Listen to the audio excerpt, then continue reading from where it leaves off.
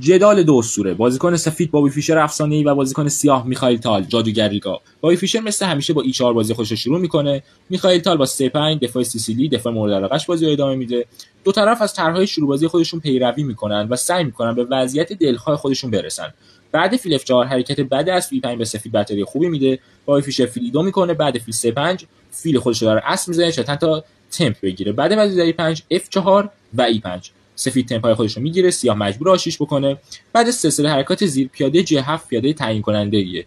رخ J8 از E4 بعد فیل 7 وزیر D4 وزیر مرکز نشین میشه و این نیم نگاهی به پیاده J7 خواهد داشت. بعد رخ A4 حرکت زیبایی از F6 حرکت بینابینی از F6 در F6 تعویض میشه و حرکت وزیر C7 قلعه بزرگ با علامت پیاده A2 رو قربانی میده و بعد رخ ضرب در A2 شاه B1 حرکت تکمیلی قلعه بزرگ. رخ A6 پیاده B5 شکار میشه، رخ B6 و فیل D3 روی پیاده H7 هستیم.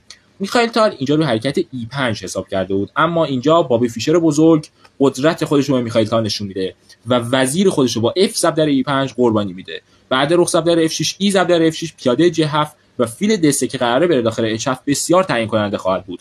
وزیر C5 فیل در H7 وزیر J5 و بعد تعویضی که اینجا صورت میگیره میخائیل تال موفق میشه پیاده ها رو از بین ببره، اما در یک آخر بازی بازنده قرار میگیره. فیل E6 با علامت از آشپزی پیاده D7 استفاده میکنه و بعد وزیر H6 بابی فیشر فیل خودش هم قربانی میده و فیل ضرب در D7 بازی میکنه. بعد فیل در D7 رخ F7 فیل D7 رو خواهد گرفت، وزیر در H2 و بعد از رخ در D7 بابی فیشر پیاده B7 هم میگیره و این آخر بازی بسیار وضعیت برنده خواهد داشت. این بازی رو خواهد برد.